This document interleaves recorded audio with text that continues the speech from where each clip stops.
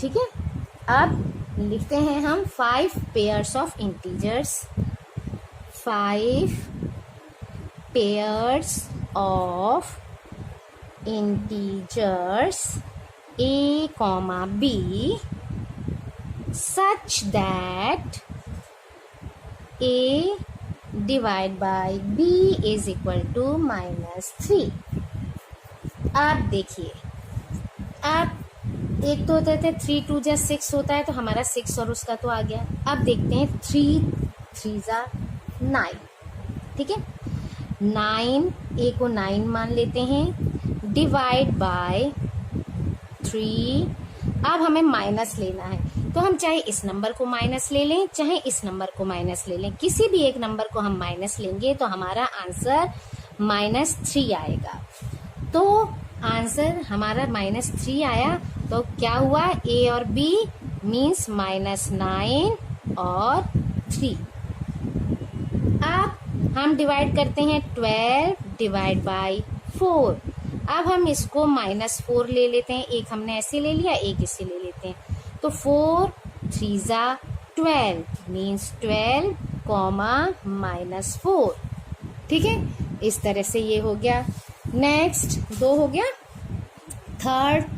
Third one is -15 divide by 5 -3, क्योंकि 5 3 जा 15, तो हमारा आंसर हो गया 15 और 5, ठीक है। 18 डिवाइड बाय -6 6 3 जा 18, तो 18 और -6 हो गया। Now last one is -21 divide by 7। अब ये क्या हो गया, 7 3 जा 21, -21 और 7, ये हो गए हमारा, ठीक है। अब क्या है, अब question number 5। Question number 5 is the temperature at 12 noon was 10 degrees Celsius above 0. Okay, if it decrease at the rate of 2 degrees Celsius per hour until midnight तक ये डिक्रीज होता है 2 डिग्री सेल्सियस से पर आवर, हर घंटे, तो at what time would the temperature be 8 degree Celsius below 0। 0 से below, नीचे 8 डिग्री सेल्सियस कब होगा। What would be the temperature at midnight, क्या वो मिडनाइट में होगा। चलिए अब हम निकाल कर देखते हैं कि वो कब होगा। सो सॉल्यूशन 5, सबसे पहले डिफरेंस इन टेम्परेचर्स देख लेते हैं, ठीक है। डिफरेंस इन टेम्परेचर्स, ठीक है। ये क्या है, एबव है, यानी +10 डिग्री सेल्सियस, ठीक है। ये है +10 डिग्री सेल्सियस, और ये बिलो है, बिलो मीन्स -8 डिग्री सेल्सियस, ठीक है। ये हो गया। अब इसका हम डिफरेंस निकालें तो क्या आएगा, 10 -8 degree Celsius is equal to 10 + 8 degree Celsius is equal to 18 degree Celsius, ठीक है। इसका डिफरेंस आया हमारा इतना। अब बोल रहे थे decrease in temperature in 1 hour, हर घंटे में टेम्परेचर कितना डिक्रीज हो रहा है, 2 डिग्री सेल्सियस। डिक्रीज मीन्स घट रहा है, ठीक है। अब decrease in temperature, decrease in temperature कितना, in 1 hour, वो है 2 डिग्री सेल्सियस। अब नंबर ऑफ आवर्स हम देख लेते हैं, ठीक है। Number of hours taken to have temperature 8 degree Celsius. 8 degree Celsius below zero कितना होगा, ठीक है। अब इसको लिख लेते हैं, नंबर ऑफ आवर्स, ठीक है, taken to have temperature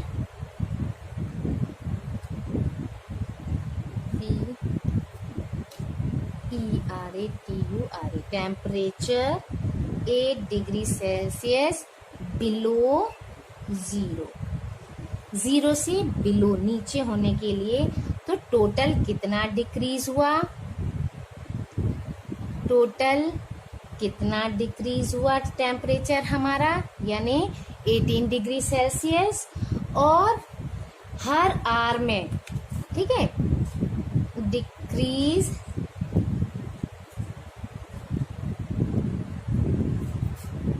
in 1 our, और 1 आवर में कितना हुआ ये डिवाइड कर देंगे, 18 डिग्री सेल्सियस और 2 degree Celsius. It means 2 9 18, it means लगभग 9 PM टेम्परेचर जो है हमारा 8 डिग्री सेल्सियस के बिलो होगा, ठीक है। इससे क्या निकला, सो एट 9 PM, ठीक है, 9 PM the temperature will be 8 degree Celsius, पूरा लिखना पड़ेगा बेटा, बिलो जीरो, ओके। अब टेम्परेचर जो है एट मिडनाइट, ठीक, मिडनाइट में यानी 12 बजे। चलिए, what would be the temperature at midnight, midnight में क्या होगा टेम्परेचर, लिखते हैं, टेम्परेचर एट मिड नाइट, ठीक है।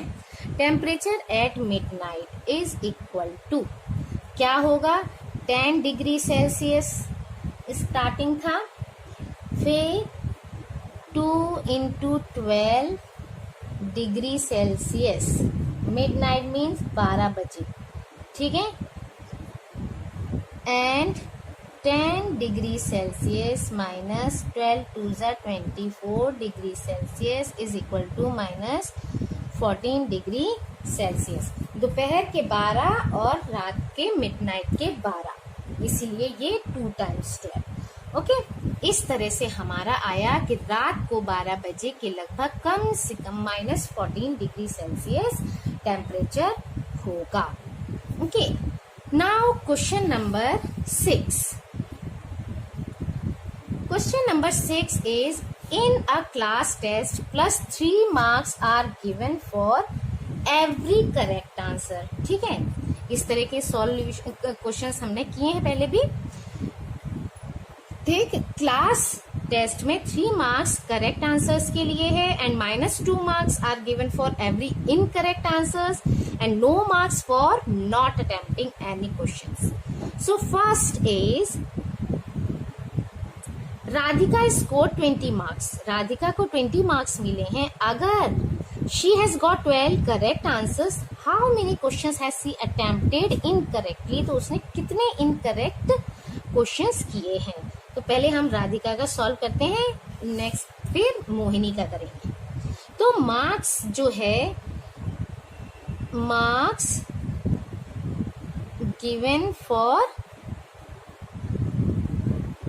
करेक्ट आंसर, करेक्ट आंसर के लिए कितने मार्क्स मिले हैं उसे, 12 मार्क्स मिले हैं, ठीक है, क्योंकि करेक्ट 12 मार्क्स मिले हैं। अच्छा, और देन कितने मिल रहे हैं एक क्वेश्चन पे, एवरी करेक्ट आंसर पे 3, ठीक है। अब 12 marks correct, 12 correct answers equal to 12 हो गया। एट द रेट ऑफ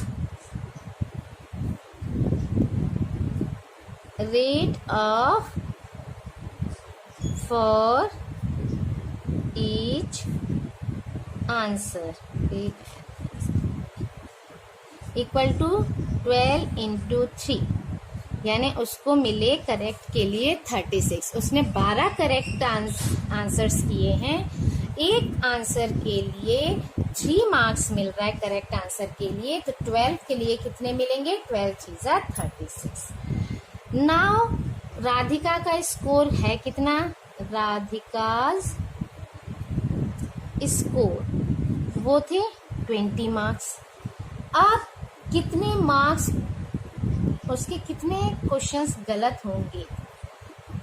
क्योंकि ये उसको ने तो 12 तो सही किए तो 36 नंबर आने चाहिए, लेकिन 20 मार्क्स आए हैं, उसने कुछ इनकरेक्ट भी किए हैं। कितने क्वेश्चन इनकरेक्ट किए हैं वो देखने के लिए पहले तो हम इनमें इसको माइनस करते हैं, ठीक है? तो मार्क्स आ जाएंगे तो अपने आप हमारे क्वेश्चंस निकल आएंगे। Marks deducted for incorrect answers, ठीक है? तो इनकरेक्ट आंसर्स के लिए 20 में से 36 माइनस करेंगे तो आएंगे -60, ठीक है? और मार्क्स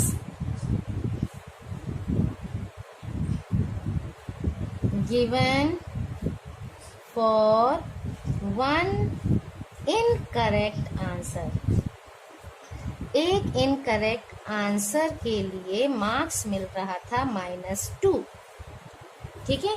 अब हम इसको निकाल सकते हैं, इसको डिवाइड कर देंगे तो नंबर ऑफ क्वेश्चंस या नंबर ऑफ आंसर्स हमारे आ जाएंगे कि कितने उसने इनकरेक्ट किए। Number of incorrect answers equal to -16 divide by -2, -2 8 जा 16। इट मीन्स 8 क्वेश्चंस उसने इनकरेक्ट किए हैं। नाउ इसी का दूसरा पार्ट है, Mohini scores -5 marks in this test. Mohini ने -5 मार्क्स इस टेस्ट में पाए हैं, दो she has got 7 correct answer, जबकि उसने 7 करेक्ट आंसर्स दिए थे। How many questions has she attempt incorrectly, तो उसने कितने इनकरेक्ट किए? तो ये भी वैसे ही करना पड़ेगा, ठीक है? Second,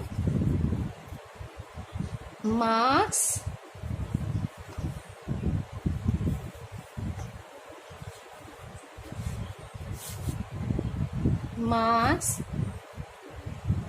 given for correct answers equal to 7 मिले हैं उसको, ठीक है?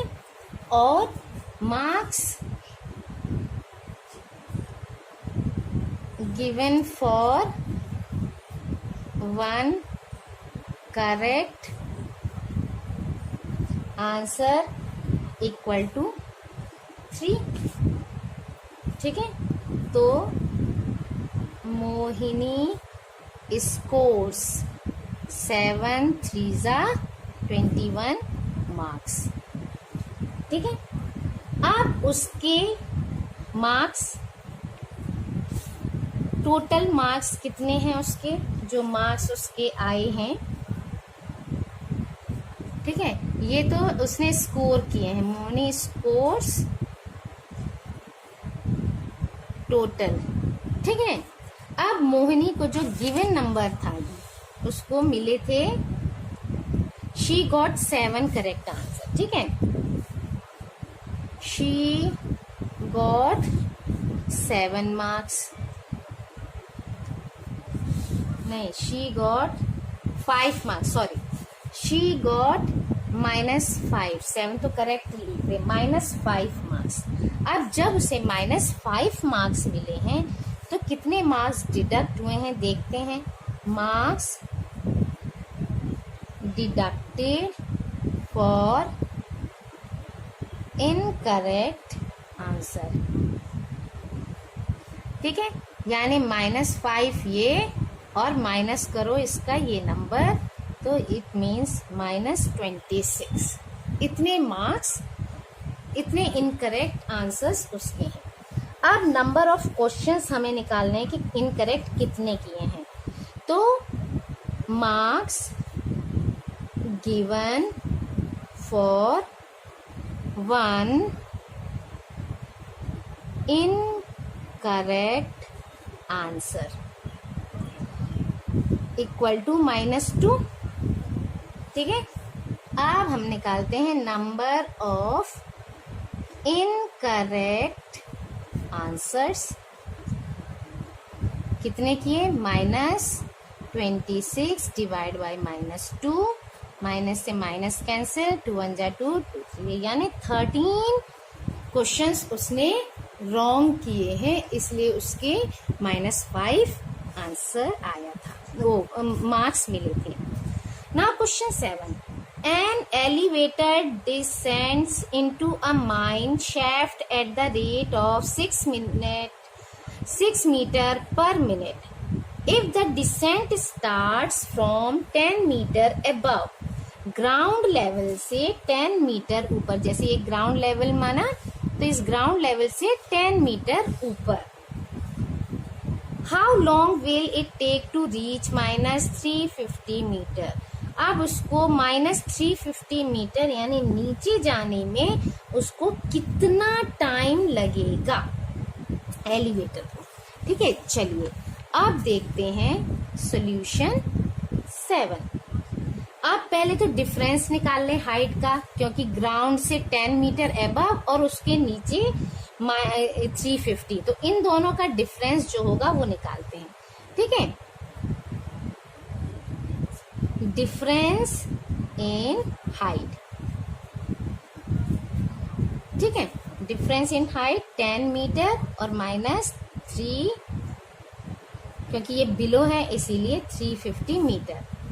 ठीक है, इसका डिफरेंस कैसे? 10 मीटर अबव तो वो प्लस में हो जाएगा और ये -350 दिया हुआ है, तो हम दोनों का डिफरेंस निकालेंगे, तो -350, 10 मीटर माइनस प्लस 350 मीटर, इस तरह से हो गया ये 360 मीटर हमारा डिफरेंस आ गया हाइट में। अच्छा, रेट ऑफ डिसेंट, किस रेट से हो रहा है उसका डिसेंट?